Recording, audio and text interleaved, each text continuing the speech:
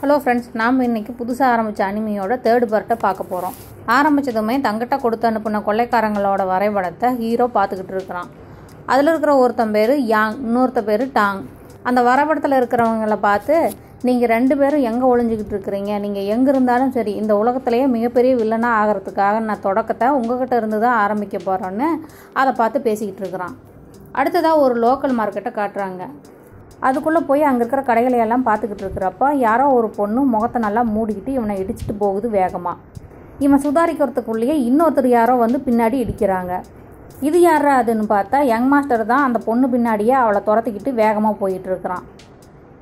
இவன் ஒழுங்காக பார்த்து போக முடியாதான்னு கத்த அவனும் சாரின்னு சொல்லிட்டு திரும்பி பார்க்காமையே போகிறான்.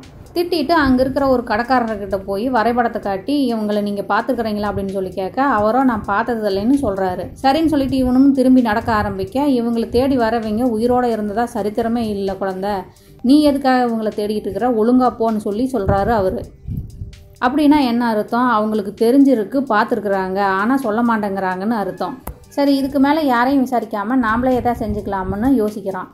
அப்போ அந்த வழியாக ஒருத்தன் குதிரையை விற்றுக்கிட்டு வர இவன் அவரை நிறுத்தி குதிரை என்ன விலை அப்படின்னு சொல்லி கேட்க அவரும் இவனை பார்த்துட்டு குதிரையை வாங்குற அளவுக்கு உங்ககிட்ட காசு இருக்கான்னு கிண்டலாக கேட்குறாரு. இவன் என்கிட்ட காசு இல்லை, ஆனால் அதுக்கு பதிலாக தங்க காசு இருக்குதே அப்படின்னு சொல்ல குதிரைக்காரனும் வாயை பிளந்துக்கிட்டு மாலிக்கு இந்த குதிரை உங்களுக்காகவே பிறந்தது மாலிக்கு அப்படின்னு சொல்லி வாயை அழிக்கிறான். சரின்னு கொஞ்சம் தங்க காசுங்களை அள்ளி எல்லாரும் பார்க்குற மாதிரி தூக்கி போட்டுட்டு குதிரையை வாங்கிக்கிட்டு எல்லாரும் நல்லா கவனிங்க, என்கிட்ட நிறைய தங்க காசு இருக்குது, நான் வாங்குறதுக்கு தகுந்த மாதிரி பொருள் யாராவது வச்சுருந்தா என்கிட்ட இருக்கிற தங்க காசுகளை கொடுத்து நான் வாங்கிக்கிறேன்னு சொல்லி விளம்பரம் பண்ணுறான். அதை கேட்டுட்டு அங்கேருந்த கடைக்காரங்கெல்லாம் அவங்கக்கிட்ட பொருள் வாங்கினவங்களையெல்லாம் துரத்தி விட்டு இங்கே வாங்க மாலிக்கு, இங்கே வாங்க மாலிக்குன்னு இவனை கூப்பிட்றாங்க. அப்போ அந்த இடத்துல இவனை கொஞ்சம் நேரத்துக்கு முன்னாடி இடிச்சிட்டு போன பொண்ணு உட்காந்து ஏதோ சாப்பாடு விற்றுக்கிட்டு இருக்கிறா. இவன் என்னமா வச்சுருக்கிற, நான் அதை வாங்கிக்கிறேன், என்கிட்ட தங்க காசு இருக்குன்னு சொல்ல கடுப்பானாவோ அவகிட்ட இருந்து ஒரு பண்ணை தூக்கி போட்டுட்டு போய் தொலை அப்படின்னு சொல்ல இவன் போகாமையே தங்க காசை நீட்டிட்டு நிற்கிறான். இவன் போக மாட்டான் போல இருக்குதே, இவன் வம்பு படுறதுக்காகவே வந்திருப்பான் போல இருக்குதுன்னு அவன் எந்திரிச்சு கிளம்ப இவனும் கையை பிடிச்சி இழுத்து போக விடாமல் வம்பு பண்ணுறான். அந்த பொண்ணு அங்கேருந்து ஓடிட்டா. ஆனால் இவன் பின்னாடியே வந்த வியாபாரிங்க இவனை விட்டப்பாடு இல்லை. அவனும் பின்னாடியே வர கடைக்காரங்க கிட்ட எந்த பொருளையும் வாங்காமல் எனக்கு ரொம்ப டயர்டாக இருக்குது, நான் ரிலாக்ஸ் ஆக போகிறேன்னு சொல்லிட்டு பக்கத்தில் இருந்த மசாஜ் சென்டருக்குள்ளே போயிடுறான். உள்ளே போனால் அவன் பின்னாடியே போய் அங்கேயும் அவங்ககிட்ட எப்படியாவது பொருளை வித்துடலாம்னு சொல்லி வியாபாரிங்க நின்றுக்கிட்டு இருக்கிறாங்க. இவன் அவங்க முன்னாடி தங்க காசு முட்டையை தூக்கி போட்டுட்டு இதுக்கு தகுதியான பொருள் யாருக்கிட்ட இருக்குதோ அதை வாங்கிக்கிறேன்னு சொல்லி அவர் பொருள் நல்லா இருக்குது, இவர் பொருள் நல்லா இருக்குதுன்னு அவங்களுக்குள்ளேயே சண்டையை மூட்டி விட்டுட்டு அந்த கூட்டத்துக்குள்ளே அவன் தேடி வந்த வரைபடத்தில் இருக்கிற 2 பேர் மாதிரி யாராவது இருக்கிறாங்களான்னு பார்த்துட்டு அந்த மாதிரி யாரும் இல்லைன்னு தெரிஞ்சதும் தங்க காசுங்களை சுருட்டிக்கிட்டு அங்கேருந்து எஸ்கேப் ஆகி வெளியில் வரான். வெளியில் வந்தால் வெளியிலையும் நிறைய பேர் கூட்டமாக நின்றுக்கிட்டு இருக்கிறாங்க. உள்ளே நடந்ததை பார்த்துக்கிட்டு இருந்தவங்க இவன் ஒரு சைத்தான்னு சொல்லி எல்லாரும் முறைக்க இவன் அங்கேயும் தங்க காசுகளை அள்ளி வீச அங்கே இருக்கிற கூட்டமெல்லாம் அதை எடுக்கிறதுக்காக போட்டி போட்டு முட்டிக்கிறாங்க. அந்த சந்தர்ப்பத்தை பயன்படுத்தி இவன் அங்கிருந்தும் எஸ்கேப் ஆகிறான். கூட்டத்துக்கிட்ட இருந்து தப்பிச்சவன் குதிரை மேலே ஏறி யாரையா தேட என்னையா தேடுறேன்னு சொல்லிட்டு ஒரு வீட்டு மேலே நின்றுக்கிட்டு யங் மாஸ்டர் கேட்குறான்.